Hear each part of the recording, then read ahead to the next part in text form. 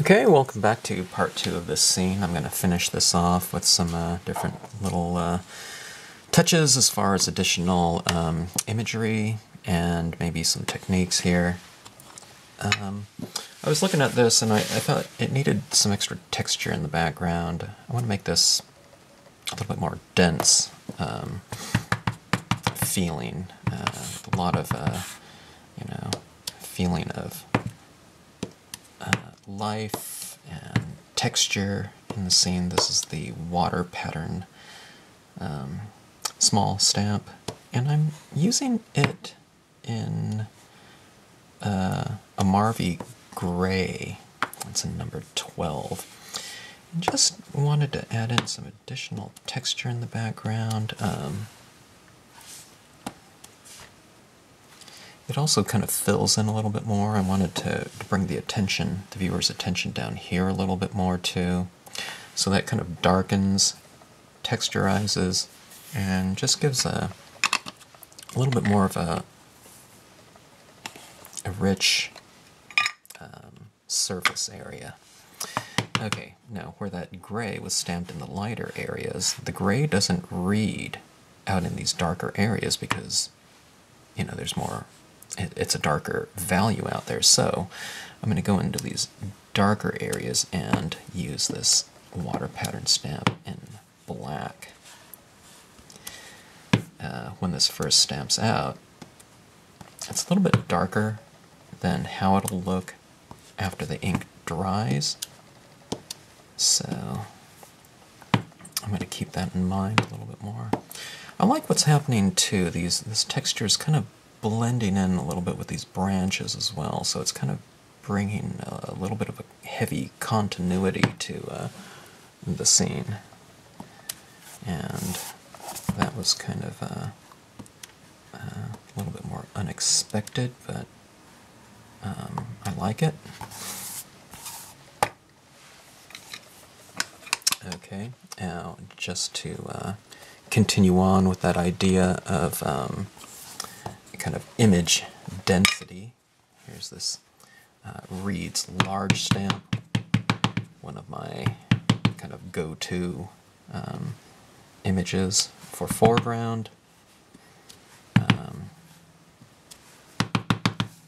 It adds a lot of depth into a scene while being used in the foreground, while not covering up a lot of the things that are going on in the background. So here I've stamped it out, I don't know how many times that was, maybe 5 or 6 times at different angles and different heights, sometimes just using the top portion of it. Okay. Alright, now let me see here. Let's add in some other tone. It already has kind of a greenish tinge to it from some of the color that was on the tip here before, I started applying that onto the scene. Let's switch tips here, okay? The stylus tool tip, just kind of pushing out that little nib out the front like that. Pop another one in. And let's see. Why don't I add,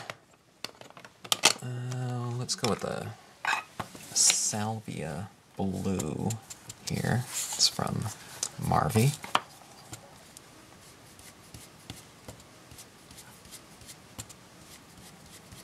See that little bit of blue kind of extending the hue range in the scene.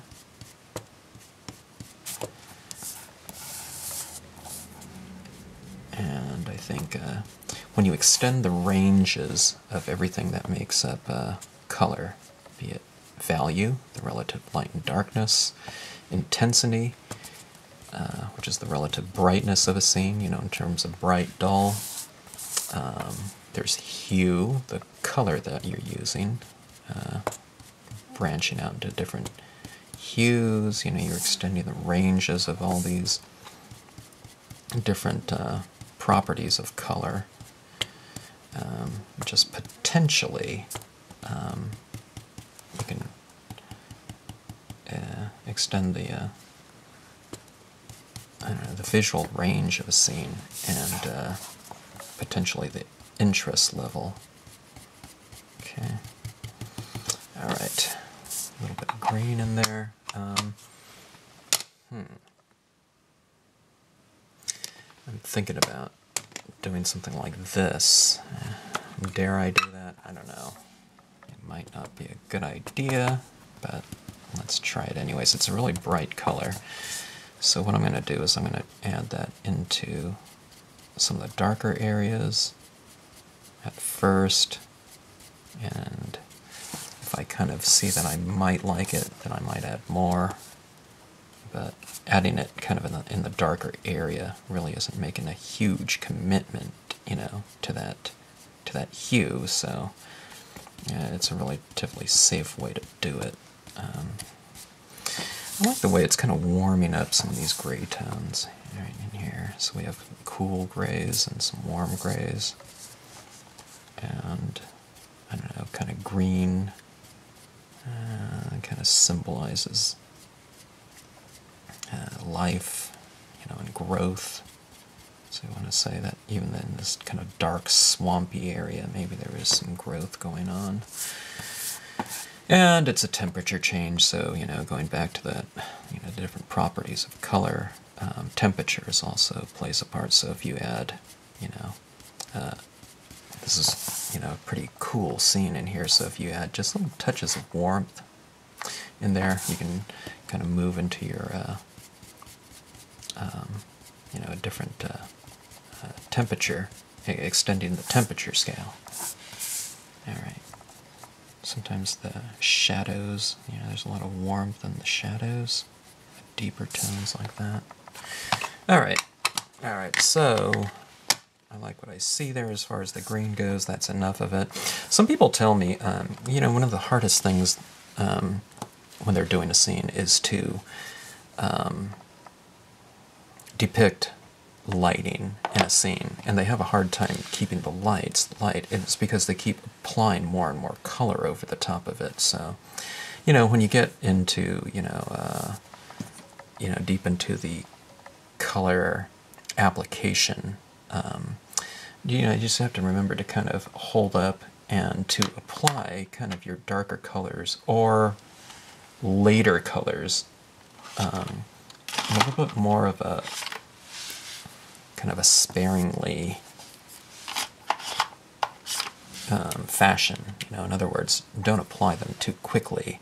Go a little bit slower in the color application process. You know, so you can really control the amount of ink that's being applied, because sometimes the page gets so saturated with color, the color isn't coming off the tip as fast anymore because we're kind of applying wet into wet, so it's not, the page isn't absorbing that color as quick as the first couple layers of color.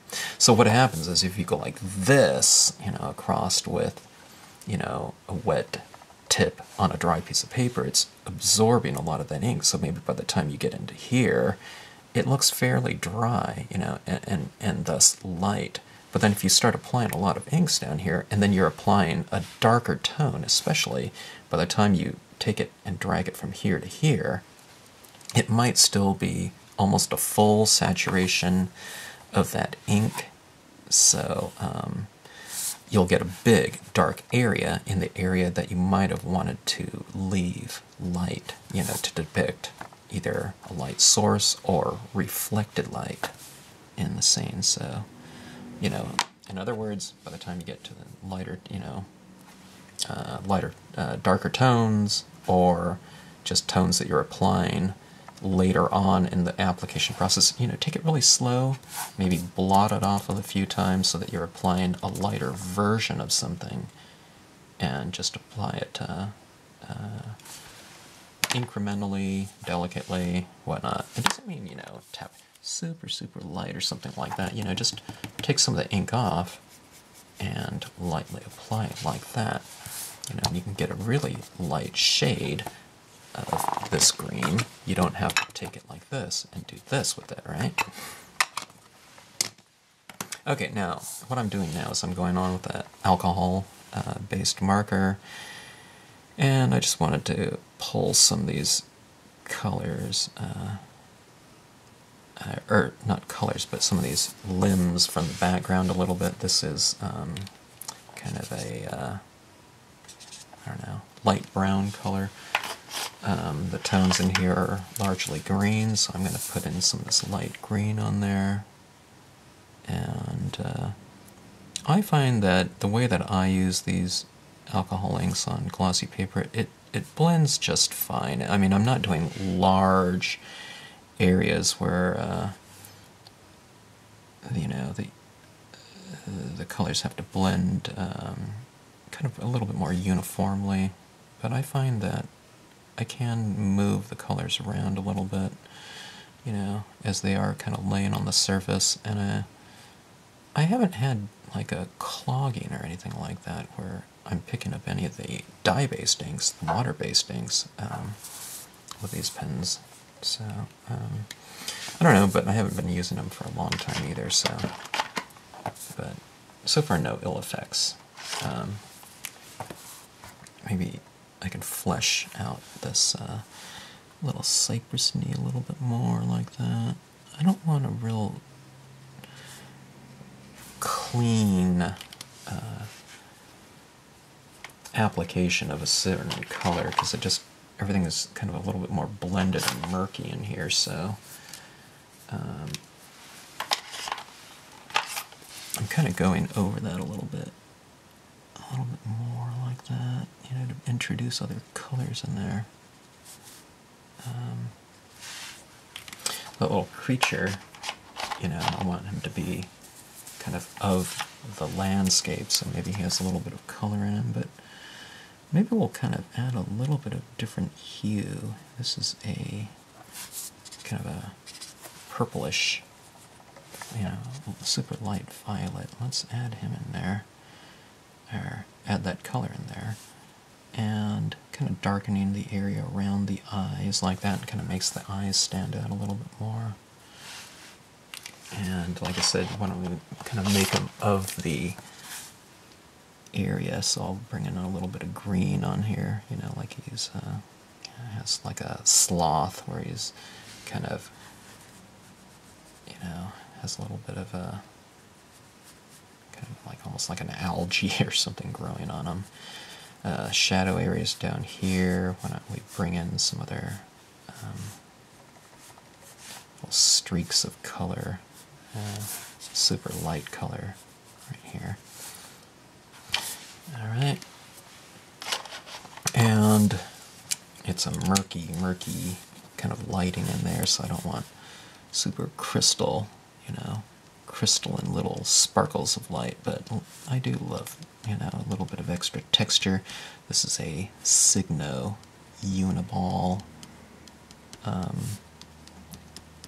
gel pen, white gel pen. It works really well for a long period of time without clogging. That's my experience with it. And it's one that I would recommend, you know.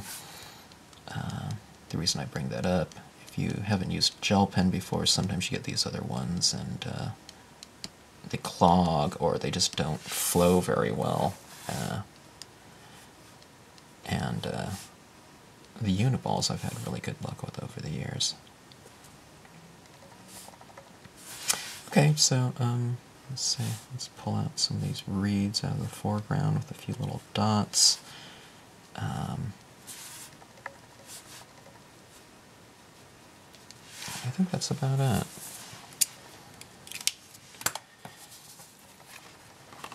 I show the, see if I can show those little highlights down there. See those little dots of light like that? Just kind of introduces a little bit more texture. It's kind of a dirty kind of a color scheme, or murky, you know, a lot of blacks and greens and whatnot, but there's areas of light like that. See that warm temperature up there with that bright green, a little bit of the blue there right above his head. So there's, you know, you get some variation in there. Kind kind of leading to the overall look of it. So anyways, thanks for watching.